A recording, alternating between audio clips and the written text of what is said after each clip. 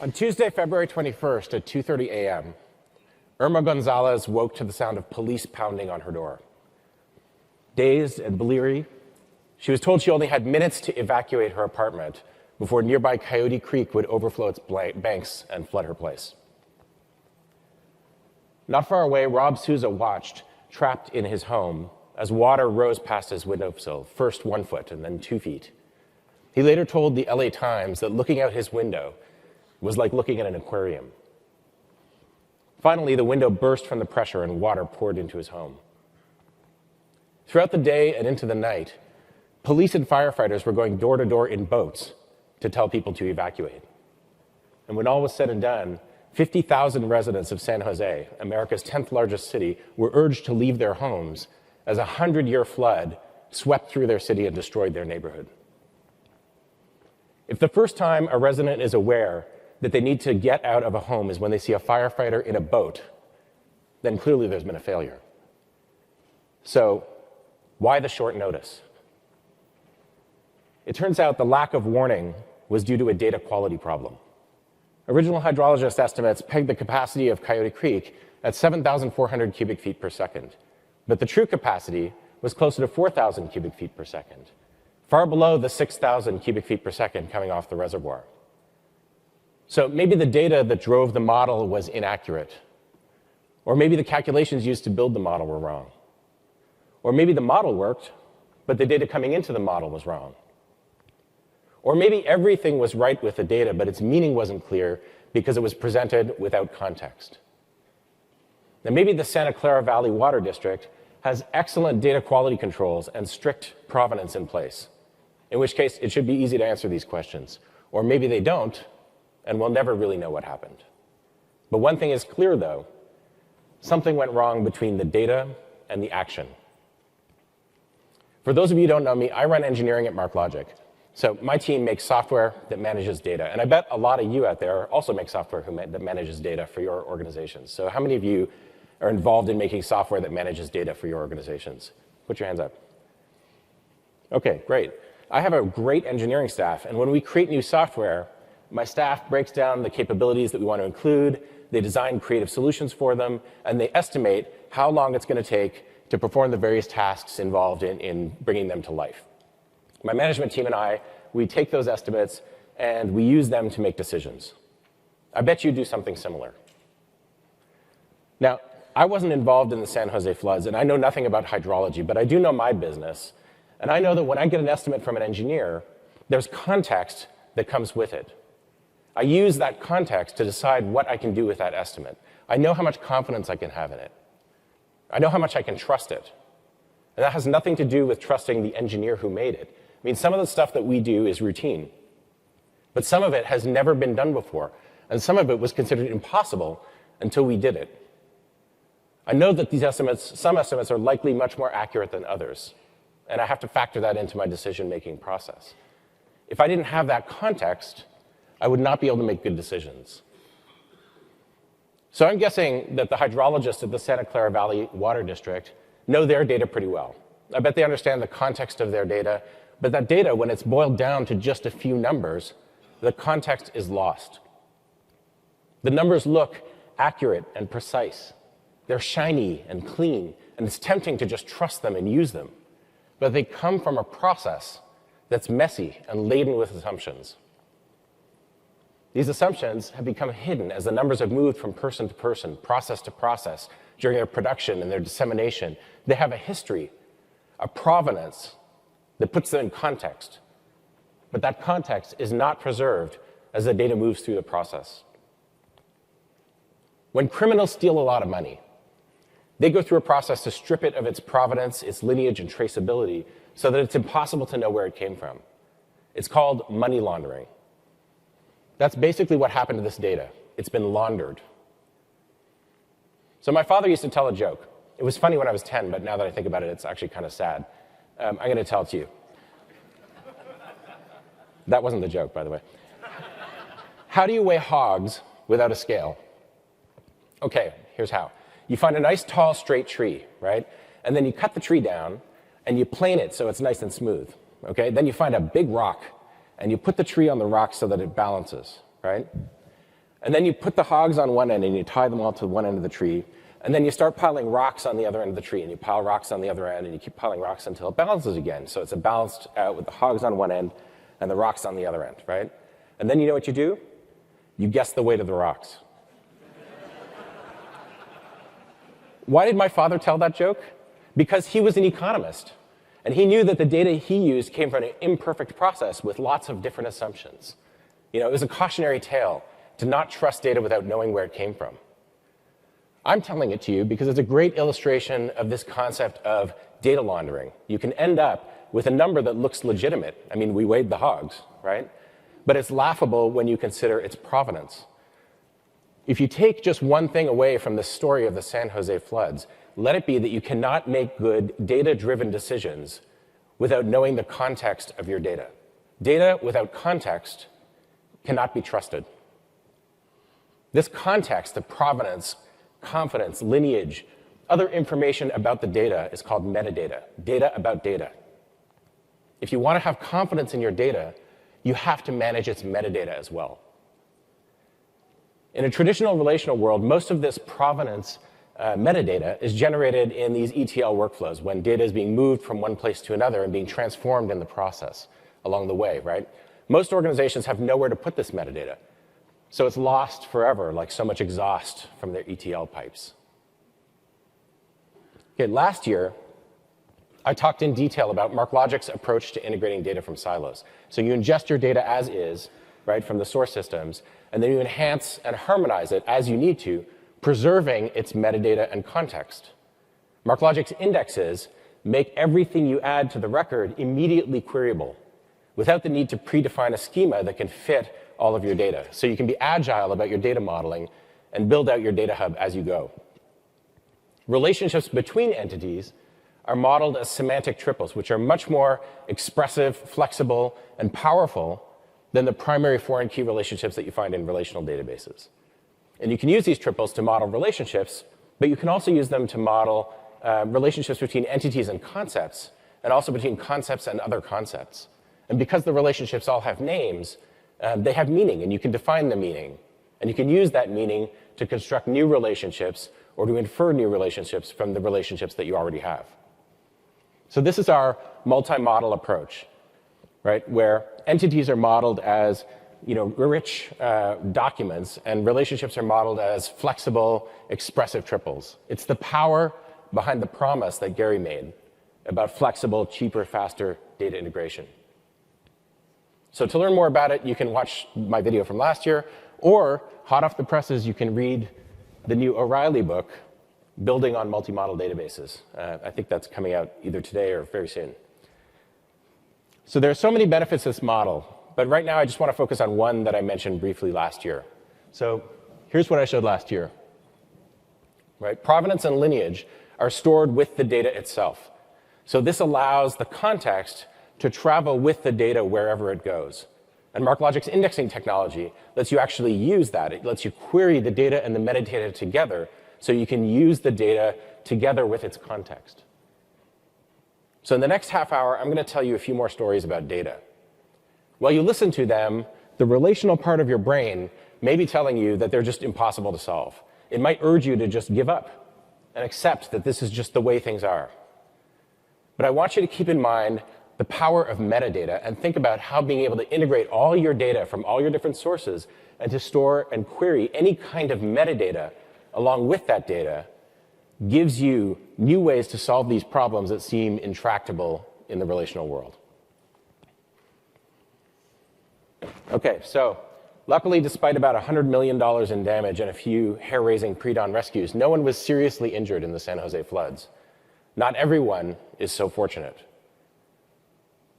Genesis Burkett was born right here in Chicago in September 2010, 4 months premature and weighing less than 2 pounds. He was born with a heart condition, and Genesis fought every day to survive. On October 15th, after coming out of heart surgery, Genesis passed away. He was only 40 days old. But Genesis didn't die of complications from his surgery. He died because of bad data. The hospital pharmacy system wasn't connected to its prescription system. And so the pharmacy technician had to read the prescription from one system and type it into another. An error was made, And the resulting IV solution was more than 60 times too potent. The story of baby Genesis drew renewed focus to the issue of preventable medical errors. And in 2013, a new evidence-based study published in the Journal of Patient Safety pegged the number of deaths in the United States due to preventable medical error at over 400,000 per year. That's over 1,000 people die in the United States every day from preventable medical errors. That makes it the #3 killer in the US, third only to heart disease and cancer.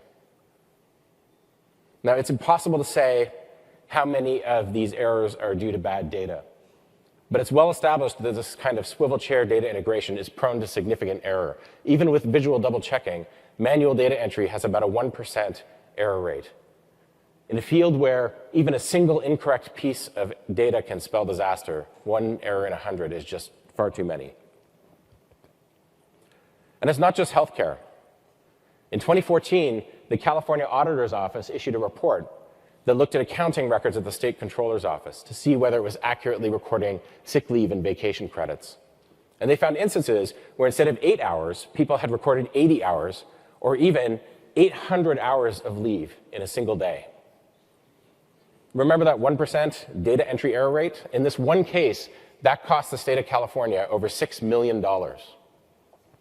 Why would a database let you record 800 hours of leave in a single day?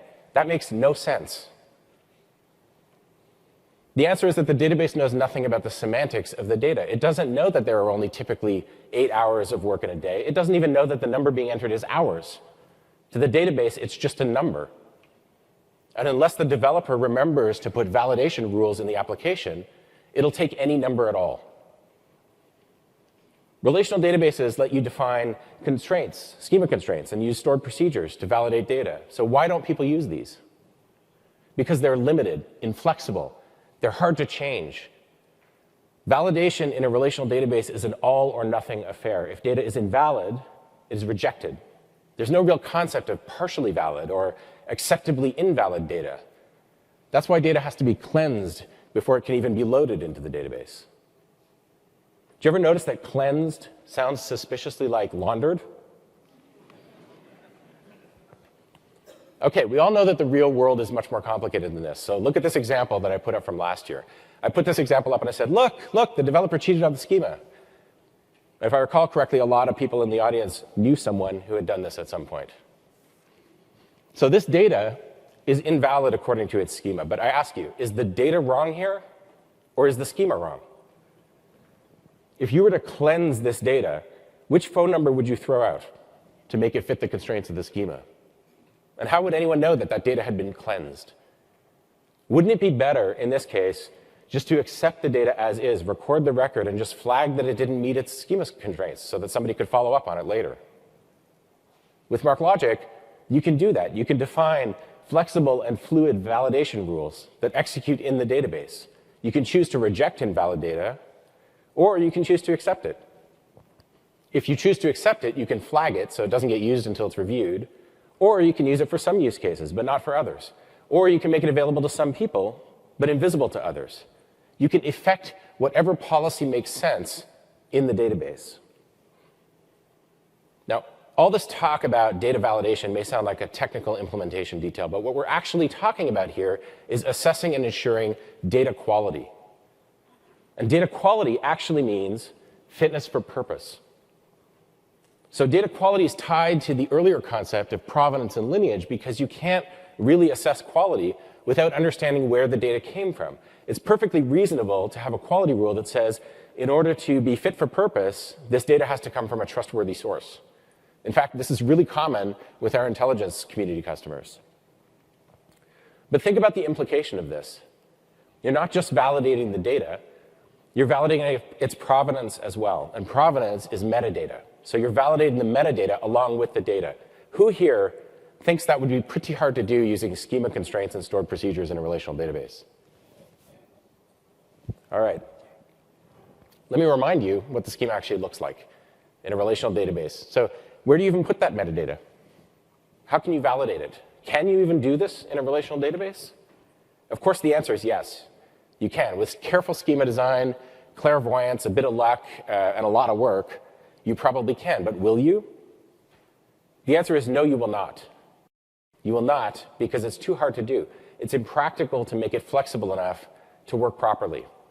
And to adapt to change is a nightmare, and that is why validation is left up to the applications that use the data. But what this basically means is that you're passing data around your organization that has not been validated as fit for purpose.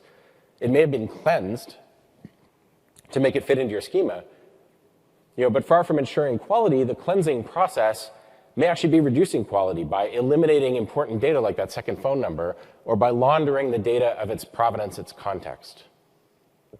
You then leave it up to each developer in your organization who uses the data to determine how it can be used and to do whatever validation they can think of before passing it on to the next user. So ensuring data quality and fit for purpose fall into the realm of data governance. Okay, why am I talking about data governance? Because data governance is what prevents you from losing control of your data. This is super important. When data makes the news, it's almost never about not having enough data or about having too much data.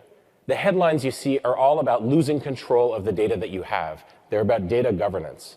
So if you're going to build a data hub that integrates data from silos, you'd better be able to govern that data. But what does that really mean? Who here is at least a little bit confused about what data governance actually means and what's in scope for data governance? Put your hands up if you are. So I got a few people. All right, that's good. So I'll help you out. I'll put up some definitions. According to the Data Governance Institute, there we go. Okay, data governance is a system of decision rights and accountabilities for information-related processes executed according to agreed-upon models which describe who can take what actions with what information and when, under what circumstances, using what methods. Okay, clear? All right, that didn't help much. Let's try another definition from a well-known vendor. Data governance is the specification of decision rights and an accountability framework to encourage desirable behavior in the valuation, blah, blah, blah, blah, blah, blah, blah. Okay, let me give you my definition of data governance. Data governance is the application of policy to data. Who here has some sort of policy, whether it's about fitness for purpose, security, privacy policies, compliance rules, lifecycle policies, or any other policy that they need to have applied to their data? Be honest. Put your hands up. All right, leave your hands up if you actually care whether that policy gets applied, or if at least you want to know whether it's been applied. Okay, I thought so. All right, so we already talked about data quality and provenance and lineage policies, which is how you ensure that your data is fit for purpose. So let's talk about some other important policies that you might want to apply to your data. How about security and privacy policies? 2 years ago at MarkLogic World, I said that data is the world's most valuable commodity. Anybody remember that? There was a big spinning globe on the screen. All right, but there's something else about data that is different from any other valuable commodity. It can be stolen from you while it remains in your possession. And even if you catch the thief, you can never, ever be sure that you got it back. So whether you're in a life or death industry like healthcare, data problems can still mean life or death for your business. And losing control of your data can cost you big time. In fact, I hesitate to even put it that way. Maybe it's more accurate to say losing control of data that other people have entrusted to you can cost you big time. Because that's the problem. It's not just your data you're dealing with. It's data that comes from customers, patients, suppliers, partners. Add to that the crown jewels of your own organization, designs, specifications, source code, trades, transactions, customer lists, media assets. Once that stuff is out there, you can't get it back. So let me tell you the story about Spiral Toys. They make these Cloud Pets interactive stuffed animals. All right? The concept is simple. Adults who are away from their children or grandchildren can send them messages through a favorite stuffed toy, and the kids can reply with messages of their own. It's the message you can hug. What could be better? Except that all these voice messages, 2,182,337 of them, along with pictures and other information about the children who sent them, are stored unencrypted on the internet. Worse, usernames and passwords for the service were also stored on the internet in a popular open source document database whose default configuration is unsecured. So that database had been leaked multiple times and ransomed at least once before the company finally secured the database. These types of breaches are not limited to small companies like Spiral Toys. In September 2016, Yahoo announced that it had, missed a click there. Yahoo announced that it had discovered a massive data breach dating back to 2014 that exposed the data of 500 million users. At the time, this was the largest breach in history. But just 3 months later, Yahoo again announced that it uncovered an even larger breach, this time dating back to 2013, that compromised the data of over 1 billion users. At the time, Yahoo was in talks to merge with Verizon, and these two breaches were enough to cast doubt on the entire deal. Now, eventually, they negotiated a new price for the deal, and they shaved about $350 million off the valuation. In 2016 alone, Yahoo spent $16 million on breach-related expenses, and they still have 43 class action lawsuits. But even small breaches are costly. According to a recent study, the average cost of a data breach across all industries in the United States now tops $7 million, with significantly higher costs in regulated industries like healthcare and the financial industry. Every organization surveyed for this study reported at least one breach, every one of them. The study goes on to estimate that 1/3 of companies globally will experience at least one material data breach involving over 10,000 records in the next 24 months. 1/3, globally. In the financial industry, the odds are much higher. For years, the financial industry has been the most targeted industry for data breaches. It's easy to see why, right? That's where the money is. In fact, it was just last year that the biggest cyber heist in history was perpetrated on about a dozen banks that were connected to the SWIFT network. A still unidentified hacker made off with over $80 million from one bank alone. But in 2015, something changed. According to some estimates, healthcare overtook the financial industry to become the most attacked industry, with over 100 million records compromised. Now, healthcare is also different because it's the only industry where most of the breaches, 68% of them, were attributable to insiders. And 23% of healthcare breaches were done for fun, which basically means non-financial, non-espionage, and non-ideological reasons. Maybe they're just curious about someone. Or maybe they just want to poke around and see what they can get. So every year, Verizon, the soon-to-be owner of Yahoo, and ironically the victim of a breach themselves last year, publishes a breach investigations report that contains all this kind of information. This year's report cites the rapid rise of ransomware, which wasn't even in the top 20 last year, to number 5 this year, and that was before last week's historic ransomware attacks. So these attacks, they involve stealing data and then demanding a ransom to either return it or prevent it from being distributed or released. So I already mentioned that the Cloud Pets database had been ransomed, and if you're curious, that's what this looks like. So imagine waking up one morning and your application stopped working. So you're debugging it, you check the database, and the only thing you see in your database is a message like this. Everything else is gone. Notice that they didn't spell your correctly either. In the healthcare industry, ransomware attacks are increasingly common. So last year, ransomware accounted for 72% of malware-related incidents in healthcare.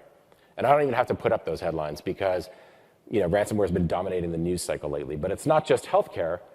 Interestingly, late last year, a post-production studio called Larson Studios was hacked.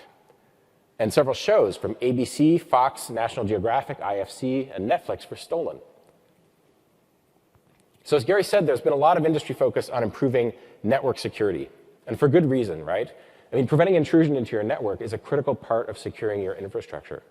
And one of our customers recently, just a few weeks ago, told me that they get over 100,000 intrusion attempts against their network every single day. But focusing only on network security or even on application security is like creating a hard shell around a soft, squishy interior. If you can get in, then you're in. And guess what? Those 68% of breaches in the healthcare industry, those insiders, they're already in. The increasing threat landscape, combined with the industry trend toward more agile DevOps processes, is creating a perfect storm. These DevOps teams, they have little security experience, yet they're tasked with stitching together multiple technologies with different, usually very limited security capabilities. Excuse me. That's why in 2015, 2 university students scanning the internet found almost 40,000 instances of the same open source document database used by CloudPets lying unsecured on the internet. You'd think that after a disclosure like that 2 years ago, organizations would demand that their databases be secure by default. Yet later, 2 years later, in January of this year, we heard about another 27,000 of these open source databases held for ransom. So to counter this, it's important to think not just about network security and application security, but data security. Your data assets should be secured at the lowest possible level. Your security policy should be effected in your database. So the good news here is that you don't have to sacrifice security to get the flexibility and scalability of NoSQL, because MarkLogic is one of only 6 database vendors with common criteria certification. And we're the only NoSQL database with this security cert. MarkLogic has granular access controls, the ability to mix role-based and attribute-based access, and most important for your DevOps teams, MarkLogic has always installed Secure by default. MarkLogic 8 is the most secure NoSQL database on the market, and MarkLogic 9 is a major step towards making MarkLogic the most secure database, period. So that's one of the many reasons I'm excited to talk about MarkLogic 9. As Gary said, it's available for you to integrate, govern, and operationalize your siloed data right now, today. Thank you. MarkLogic 9 is full of great new capabilities and enhancements for existing capabilities. They make data integration easier and more powerful, and there's breakouts on a lot of these. I can't cover them all in my time here, but since we're talking about data governance, let me go over a few ways that MarkLogic 9 can help you ensure security and privacy at the data layer. So to illustrate, I'll use these documents from last year, seeing all the documents from a single transaction from my example from last year. So do you remember those insiders who were just curious? They should have access to the information that they need to see without having access to information that they don't. But sometimes that information is in the same record. So in MarkLogic 9, we've extended our security model to the sub-document level. So you can secure individual pieces of your data with different permissions than the record that they live in. So here, for example, I've secured the street addresses and phone numbers of my customers, so only certain people can see them. This is really important when you start storing provenance, lineage, and other metadata in your data records as well. You know, in the intelligence community, the only thing worse than leaking top secret data is leaking the sources and methods, the provenance, used to obtain that data. So with MarkLogic 9's element level security feature, people who don't have access to that data will never even know it exists. They won't be able to fish for it from our indexes. They won't be able to see it in documents that get returned from the server. It'll be as if it were never there. Of course, if you do have access, you'll be able to search and query it right from the database, all handled by the database itself, no custom code required. But what if you don't want the data completely hidden? What if you want data there, you just don't want the real data? So maybe you're moving data from a production system into a test environment, for example. You want something more like this. MarkLogic 9 can do that too. Our new redaction feature can let you define any number of transformations to run on different types of data and then run them all at once with one call to our redact function. And you can do this either in your application, in your APIs, or you can do it on export through any of our data export tools. So all this database security that protects your data from prying eyes is great, but it doesn't really protect you from the system administrator who has direct access to your data files. With file system access, the system administrator can get direct access to your data by bypassing the security in the database entirely. To protect against this, MarkLogic 9 includes advanced encryption that can transparently encrypt databases, log files, and config files.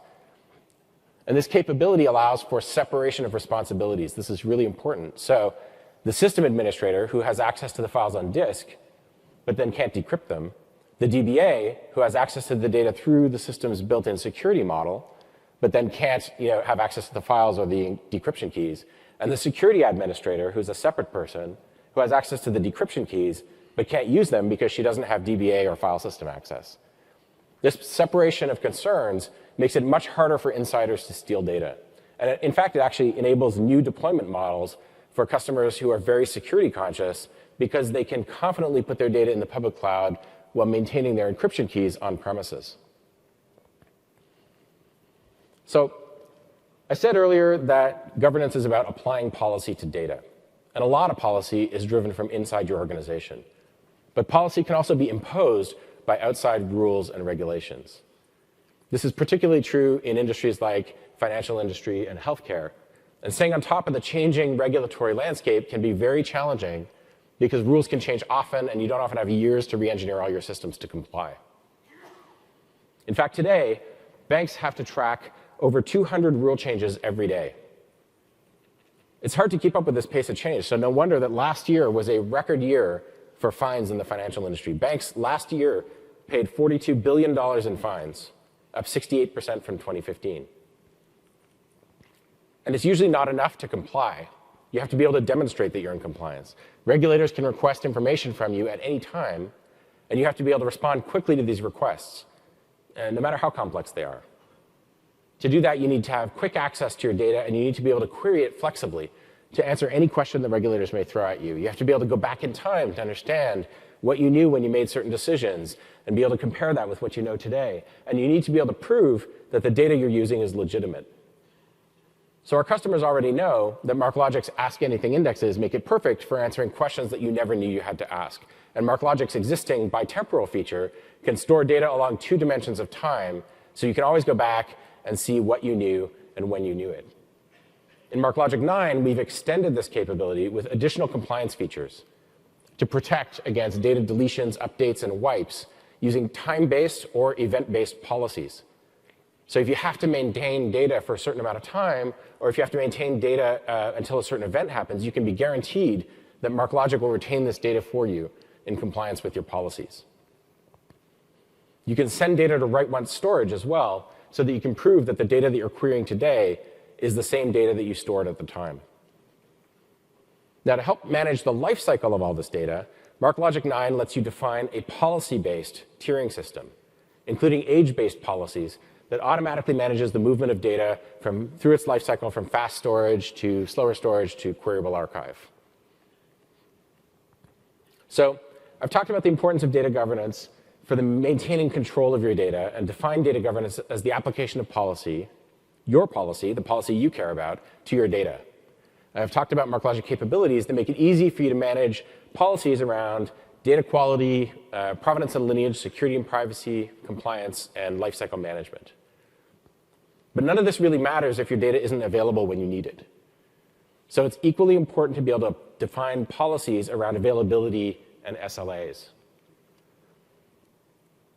Enterprise capabilities have been architected into MarkLogic from the very first release 14 years ago. From core banking applications to healthcare data exchanges, distributed military and intelligence databases, we power some of the most demanding mission-critical applications in the world.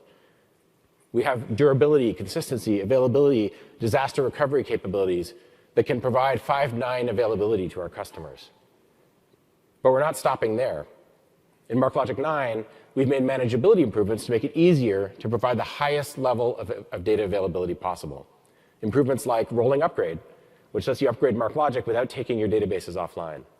And telemetry, which is an opt-in feature that speeds time to resolution for operational incidents by sending critical data to our support team proactively.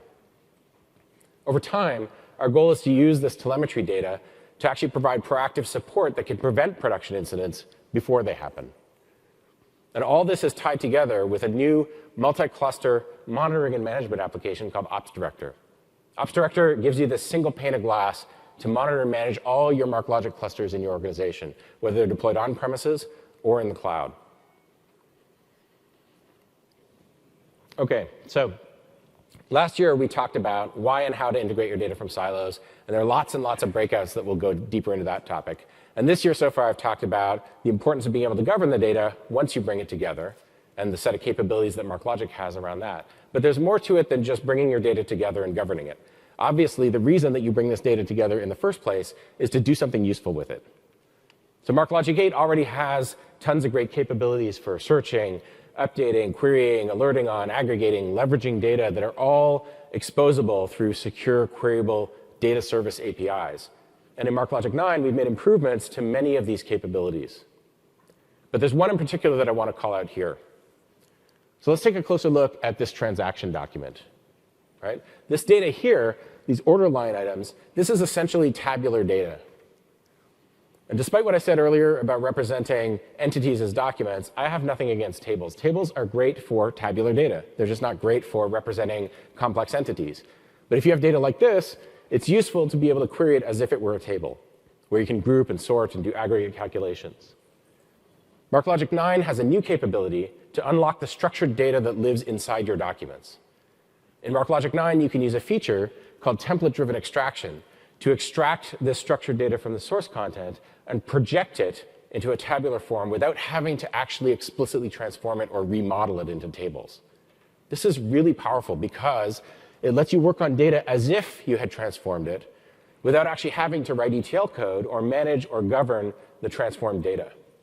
MarkLogic will manage this projection for you with full transactional consistency. If you update the data, the projection will also be updated. If you change security on a document, the security of the projected data will follow. If you manage a document temporally, so you can go back in time and query the data as it used to be, then the projection will also be managed temporally for you. If you archive a document, the projection will be archived as well. As long as you've defined templates for them, all documents that contain transaction line items will have their data projected consistently into this view, even if their document representations are different. You can then query this view as is, or you can create additional views with different types of entities, like this products view. You can join these views, and you can select, sort, group by any column. You can perform aggregate calculations. You can also join data from inside documents to these structured query results. You can even use the SQL language to do this, just as if the data were in your favorite relational database. But the real power comes when you combine these structured data queries with other queries on the documents themselves. And for that, MarkLogic 9 has a new structured data query API called the Optic API. You can use this to combine any combination of full-text search, element, property, value queries, geospatial, temporal queries to scope this tabular view, and then do whatever joins, grouping, and aggregations you want on the resulting table. So why would you want to do this? Because you build an operational data hub to get a 360-degree view of something that you care about, and then to bring that data into your operations. You want to be able to react in the moment when something happens. Analytics in this run-the-business context is not the same as the traditional observe-the-business warehouse context. It's not about computing the average revenue from all your 350 million customers. It's about understanding everything you can about this customer who just walked into your store, and maybe other customers who are like this customer. It's about focusing on something that's happening right now, and then being able to analyze, decide, and react in the moment. And MarkLogic is great at that because unlike a data warehouse, where you get a small number of pre-computed dimensions that contain a huge number of records each, MarkLogic has an infinite number of finely scoped dimensions that can change from second to second as your operational context changes. It's like putting your data under a microscope in real time. That's what we mean by run-the-business analytics. So I'm super excited about MarkLogic 9. Anyone else here excited about MarkLogic 9? Not bad. I guess it's still early, right? As a technology guy, there's a lot here to excite me. But honestly, the most exciting thing for me about MarkLogic 9 is that it's going to make it easier for customers like you to do the incredible things that you do. And I spend a lot of time out on the road talking to customers just like you. And the things that you're doing to transform your industries and your companies is really inspiring. And this inspiration comes back to the product in tangible ways. We build capabilities in the product to solve the problems that you have. So in that sense, MarkLogic 9 is a collaboration between my engineering team and customers like you. So I want to thank you for helping us make the world's best database for integrating data from silos even better. Now, as part of our development process, we open up early releases to customers to get feedback and to ensure that we're responsive to what customers want to do. And this early access program would not be possible without customers and partners who are as passionate as we are about changing the data management industry. And this year, we had almost 150 companies participate in early access. And I'd like to recognize some of those customers for the significant contributions that they've made to the early access program. These are our early access award winners. So let's give them a round of applause.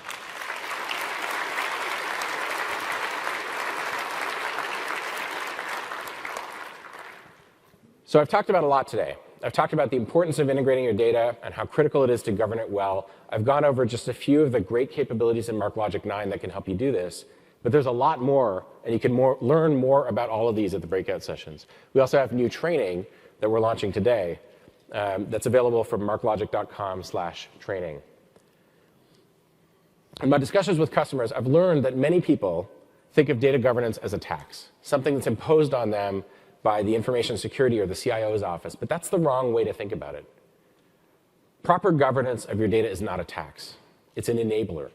When you know that your data is secure and that it'll be managed and governed according to your policies, regardless of where and how it's used, it frees you to share it more broadly within your organization and to use it confidently to make good data-driven decisions to advance your business. So when you bring all your important data together, don't just throw it in a lake. Treat your data with the respect it deserves. Wrap it in security and context. Govern it well so that you can share it broadly within your organization, because your data deserves better. Thank you.